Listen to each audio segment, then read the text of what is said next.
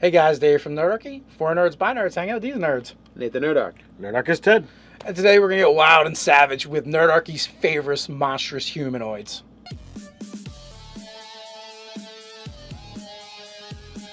I want to start this video by thanking our sponsor, Nord Games, for sponsoring this video.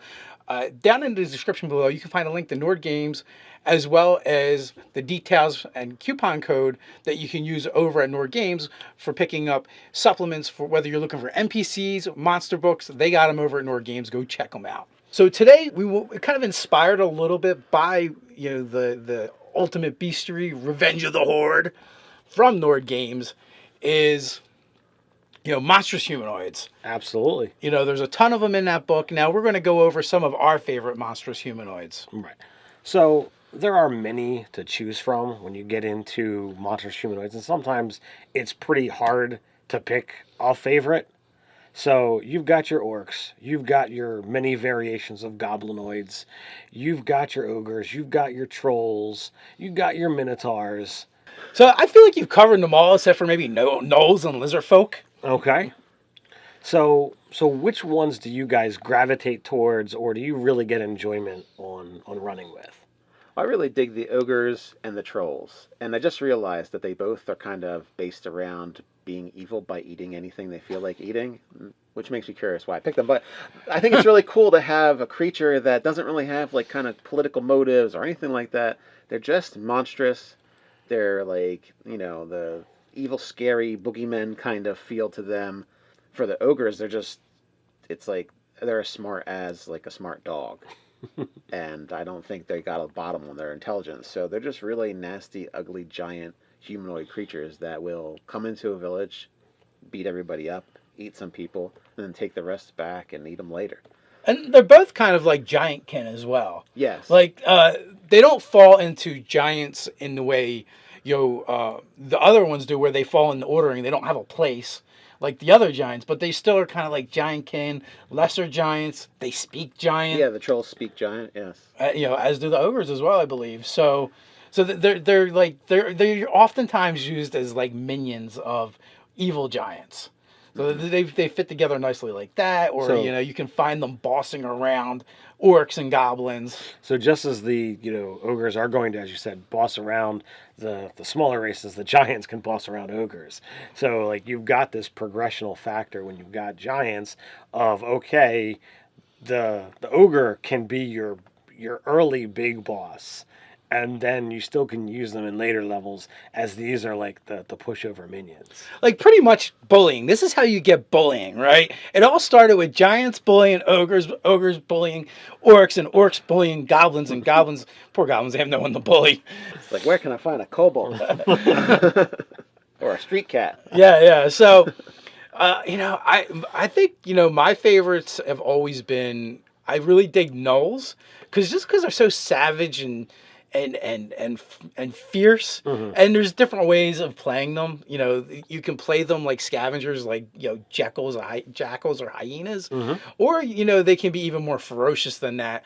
And in the earliest descriptions of the monster manuals, I just remember like gnolls are one of the monstrous humanoids that not only do they eat other humanoids, but they prefer to eat them while they're still alive because they like to hear them scream.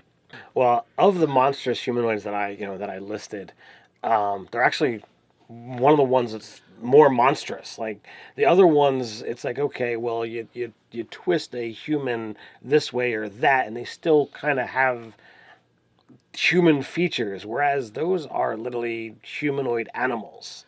Yeah, they're very anamorphic. And their nature separates them a lot from where like hobgoblins or orcs, like you could kind of almost see them like ugly people, right? But not these guys. They're vicious. Absolutely. To their core. Yeah, and ogres will eat people, but they won't eat them and torture them. It's more like, I'll rip off an arm and eat it, which sounds terrible to like eat it in front of the person you ripped it off of.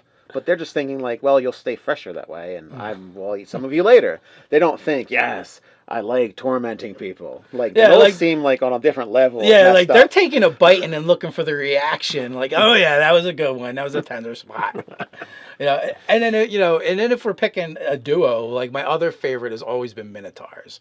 Like, there's something about the Minotaur and the mythos, whether you're going with, Greece or some of the different ones throughout D&D. Kaz the Minotaur was like one of my favorite Dragonlance characters. I love those novels. And also, like, Minotaur has been spun in different ways sometimes, and sometimes they're kind of like honor bound and they have like a warrior code, or they can be more like bestial hunters. And Baphomet is also one of my favorite demon lords. That's true. I'm actually gonna cheat, and I'm gonna go with the overarching trio of Goblinoid. I think while yes, you can use kobolds to cover the small end of things, I think goblins are a little bit more crazy, and there's even like suicide goblins, like goblin bombers through magic and other things. So you could definitely go with that route. They're very great to have as cannon fodder for any other monstrous humanoids. But then of the goblinoids, hobgoblins are like the most warlike of them. So you've got the strategic angle. You've got warriors that have a bit of a code, and maybe not as much honor as a Minotaur, but they're definitely there. They're definitely more lawful. So you've got a guide to go with, and like they can really kind of roll out like. Well, that's only one portrayal of Minotaurs, because there's other ones. I think in the book they're like chaotic evil. So, hobgoblins are lawful evil, and they're very disciplined and regimented. And then on the flip side, you've got the bully, which kind of covers the ogre angle inside the bugbear, and like they're savage, they're brutish, and they've got the ability to do that same bullying without being the massive threat that an ogre is. Well, going back to like talking about the crazy goblins and goblin bombers and like Storm King's Thunder, I believe it was, that introduced the goblins that were in spiked armor, and the ogres like had catapults on them that they would use to hurl them into battle. Yep. So it also speaks to them not being very wise or smart either, because that's a one-way trip, folks. When you can be convinced to be the ammunition. Yes. Yeah. Or it might speak something else. Like, your life is so bad, you're like, yeah, this seems like an improvement. There's a 1 in 1,000 chance I might live. I'll go for it. I might live, and I'll be away from these guys.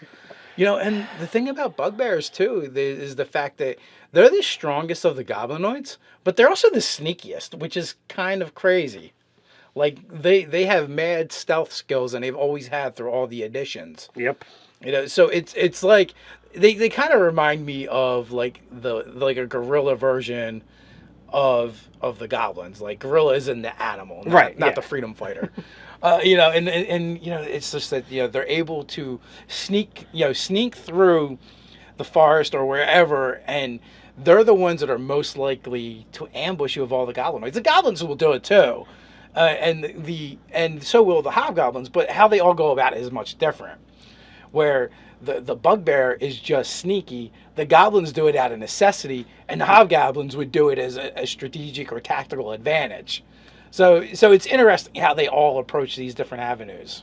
That's one of the main reasons why I kind of dig them. They've got so many uses, and that's just all within one little block of the goblin bloodline, if you would. So if you have to pick a favorite goblinoid, which one is your favorite? I think I know, but I enjoy playing as a PC the bugbears, but as a DM, I probably would have to say just the ye old basic goblin. I actually feel like you play the bugbear as a PC wrong anyway. Oh, well, no, because you've played them before, and you play them more like as a strong barbaric, and I feel like bugbears really aren't like that for the most part. Like, out of the monster manual, right. They're more like they'd rather come up behind you and strangle you to death than beat their chest in front of you. So if you had to pick ogre or troll, which one would you side with? I gotta go with trolls. definitely. Good call. Trolls are fun, especially in 5e where you have the possibility if they eat a food source they become mutated, which is kind of cool. And I love and recently used the dismemberment rules for Great. trolls. It Yeah. makes them extra creepy. There's nothing like, lopping off a monster's arm and then later having it try and attack you. or have it attached to you, but it's still attacking you. That's just vile. A Minotaur or a Gnoll. What are you gonna choose? I know it's really tough. I really like. I think I'm kind of like you as the DM. I like the Gnoll, and I like to use those. Gnoll ninjas for the win. And for as a player, I would love playing a Minotaur, which I haven't done in a long, long time. Okay. So what do you guys think out there? What do you feel is the best monstrous humanoid? Why don't you continue the conversation down in the discussion below. While you're down there, don't forget to like, share, and subscribe. Hey, check out the description where you can find a link to Nord Games as well as find out the details on that coupon code. You can also read articles over at nerdarchy.com. So until next time, stay nerdy.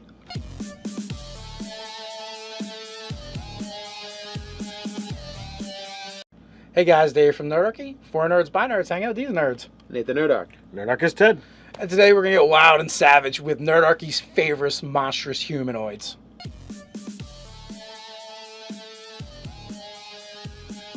I want to start this video by thanking our sponsor, Nord Games, for sponsoring this video. Down in the description below, Your many variations of goblinoids. You've got your ogres, you've got your trolls, you've got your minotaurs. So I feel like you've covered them all except for maybe gnolls and lizardfolk. Okay. So which ones do you guys gravitate towards, or do you really get enjoyment on running with?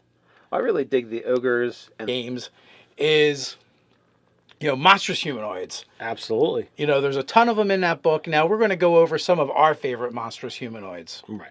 So there are many to choose from when you get into monstrous humanoids, and sometimes it's pretty hard to pick a favorite. So you've got your orcs. You can find a link to Nord Games as well as the details and coupon code that you can use over at Nord Games for picking up supplements for whether you're looking for NPCs, monster books. They got them over at Nord Games. Go check them out. So today we're kind of inspired a little bit by the Ultimate Beastery Revenge of the Horde from Nord Games. the trolls. And I just realized that they both are kind of based around being evil by eating anything they feel like eating, which makes me curious why I picked them. But I think it's really cool to have a creature that doesn't really have like kind of political motives or anything like that. They're just monstrous. They're like, the evil, scary boogeymen kind of